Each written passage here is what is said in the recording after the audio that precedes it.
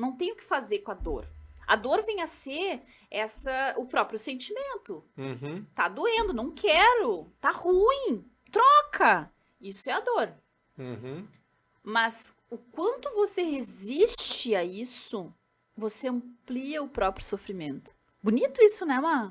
Bonito e de novo faz todo sentido. Eu já vou pegar esse gancho para dar um exemplo dessa dor gerada pela resistência Aham. aplicada às fases da vida. Vamos pegar o segundo livro aí, então. Vamos Assim, lá. ó, todo mundo amadurece. A gente passa por fases da vida.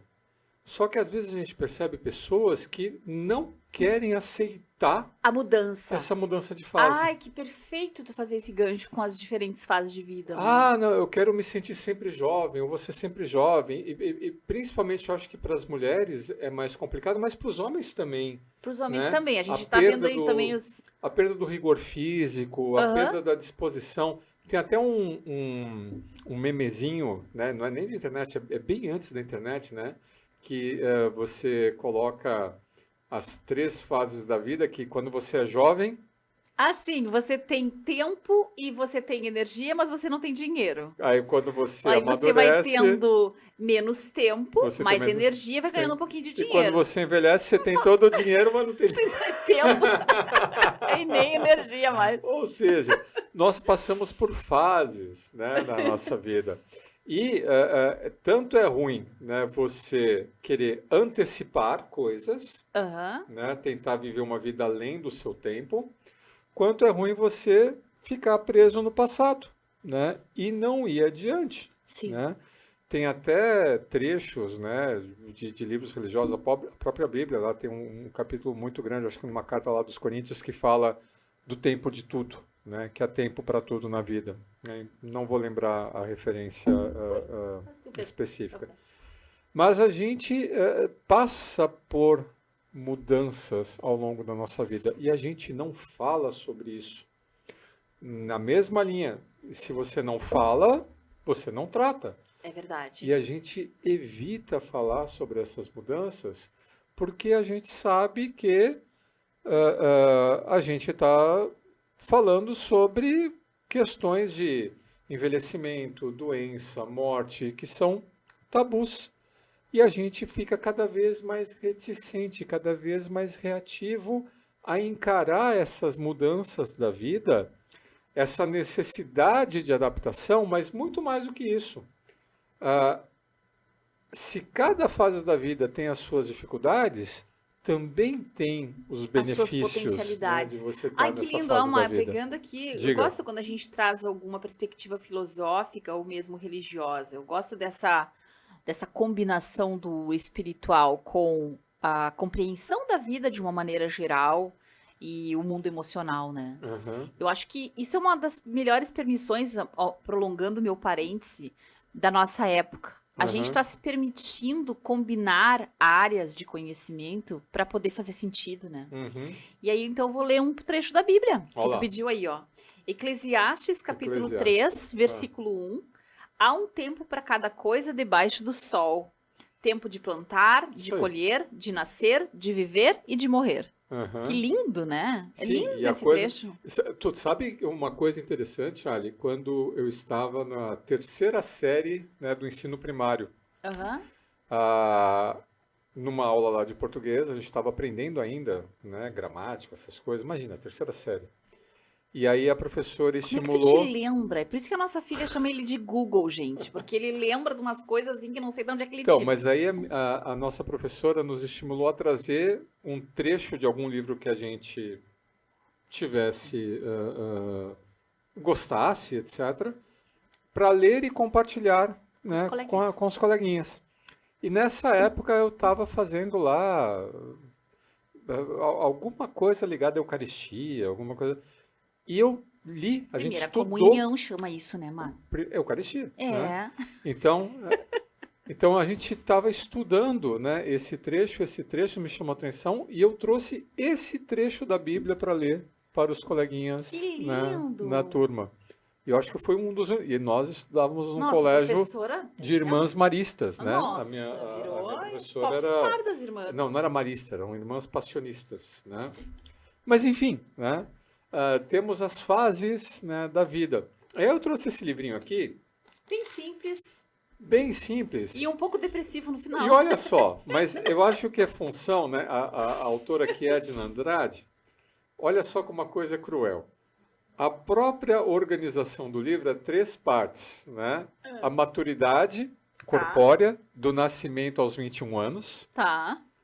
do que sofremos, né? Esses embates da vida, dos 21 aos 42. Olha lá, eu já não podia mais estar sofrendo, Aí então. tem a juventude, a fase adulta, a fase da autoconsciência, ela vai colocando aqui, né? Então, da fase da maturidade corpórea, essa primeira parte, até os 21 anos, a infância, a puberdade e a adolescência. Certo. A parte 2, do que sofremos, a juventude, a fase adulta e a fase da autoconsciência. E a parte 3, o despertar de uma nova consciência, a consciência imaginativa, inspirativa, intuitiva, e isso é até os 63 anos. E aí tem aqui... Caros ouvintes com mais de 63 anos, Imagina, não, eu tô não com matem os 53. mensageiros. Aí tinha uma página aqui, ó, o último capítulo é o que esperar da vida depois dos 63 anos? E tem 2 páginas. Mas isso daqui, né, mostra como isso era um tabu, o quanto a gente tem uma coisa conformada, né, a um período de vida mais curto. É. Lembra da tua tese de doutorado que a gente fez aquela pesquisa do IBGE com relação ao papel das mulheres no mercado do trabalho? Lembro. E aí a gente foi fazendo desde os primeiros levantamentos do IBGE aqui no Brasil, lá na década de 40 do século passado, a expectativa média de vida era 40 anos de idade. Nossa, é um absurdo pensar isso. Quando, Só 2 gerações quando nós atrás. éramos jovens, a expectativa de vida era 60 anos. Tanto é que a gente falava, o sujeito é sexagenário. Isso. Nossa! E já tinha, e vocês devem se lembrar, já mudou no Brasil isso, mas tinha o ícone de idoso, era um vovozinho numa bengalinha, né? Qualquer pessoa acima Com de 60. 60 anos, você já deu, estava vai pro aposentado, saco. né? Já estava a caminho. E hoje, a expectativa de vida já chega ali aos 80 anos, e quem chega aos 80 tem uma esperança média de mais 10. Sim. Então, o pessoal que chegou até aqui, em geral, vive mais 10. E mais do Em que média. viver mais, né? Eu acho que a gente tá com uma qualidade cognitiva, emocional, de relacionamentos, Sim, a gente tem mais noção de produtividade maior, né? da mente sadia em corpo sadio, então da importância do exercício físico, da saúde, para a longevidade, né? A medicina avançou, tudo mais avançou, só que a gente ainda não se dá conta disso. É. São poucas as pessoas, né, que se dão conta, mas peraí, né, eu vou viver... Imagina, os nossos avós viveram até os 80, quase 90 anos, A minha avó paterna viveu até 98 anos. tá? Isso quer dizer que nós Tomando vamos cerveja, viver... Isso vovó quer dizer Morena. que nós vamos viver daí para mais, É. na média. Calma, tá, gente? Cervejinha preta de vez em quando. Cervejinha preta Antes que digam com que tá... moderação, né? Nós vamos viver daí para mais, viver com qualidade, viver com cognição, viver, né, de forma produtiva. A gente né, no precisa mercado se de trabalho. preparar para isso, porque apenas viver sem ter, no sentido de ter mais tempo de vida, mas não conseguir interagir com o mundo e criar aprendizado pessoal é uma sentença seja, ruim, né? O quão antes, né, a gente se dá conta que nós vamos passar por diferentes fases da vida, Uhum. e essas fases da vida vão implicar na nossa transformação, a gente não vai conseguir passar por toda essa jornada de 100 anos, 110 anos, agindo, pensando, atuando, crendo nas mesmas coisas. O quão antes a gente se dá conta, né, dessa realidade, mais fácil vai ser a nossa abertura a essa mudança, a Eu nossa estava pensando adaptação. aqui numa analogia com a natureza, com os bichinhos que trocam de pele, né? Uhum. Que trocam as penas, que os ciclos na natureza, eles são muito mais, como o próprio nome diz, naturais. Não existe resistência a isso. As flores não ficam resistindo a cair, Uhum, as frutas não ficam resistindo a amadurecer. E se vier uma geada, elas vão ficar mais doces, né? uhum, Então, assim, a natureza, ela vive a partir dos ciclos. uhum. Ela se transforma nos ciclos e isso é totalmente previsível. E nós resistimos aos ciclos da vida, às mudanças da vida. Tem um desses rabinos, né, influencers aí da internet. O Dudu. Não, não é o Não é o Dudu, Dudu. é um rabino raiz. Não, a gente gosta do rabino Dudu. É. Mas esse é um senhor já. Vou esquecer o nome dele. Mas ele dá justamente esse exemplo com relação a crustáceos, a Eu já lagostas. vi esse vídeo. Não sei também o nome Que dele.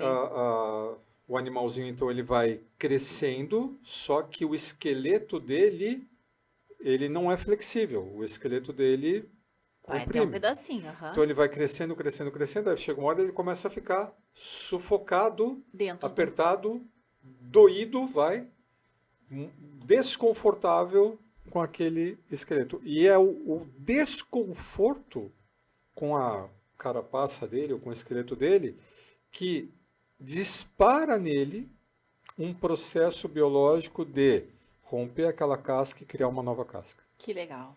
Se ele Legal. não passasse pela dor, né, o corpo dele estaria focado em, sei lá, comer, se alimentar, fazer mais do mesmo. Quando começa a doer, ele fala, opa, está na hora de mudar. Então, nessa hora, ele come o mais que ele pode e se isola. Ele procura o isolamento. Interessante. E aí, isolado, protegido, em alguma espécie de caverna ou buraco, né, é que ele vai passar pelo processo de troca de casca. Isso me fez pensar também numa outra analogia da natureza. Os animais, quando eles são feridos ou quando eles estão doentes, eles tendem a ficar absolutamente imóveis. Uhum. E eles repousam e dormem mais do que o normal. O ser humano faz exatamente o contrário. Quando a gente já está mais estressado, a gente vai lá e evita dormir, a gente se enche de açúcar, de café, de tudo que pode para manter-se acordado e não deixa o corpo se curar, né?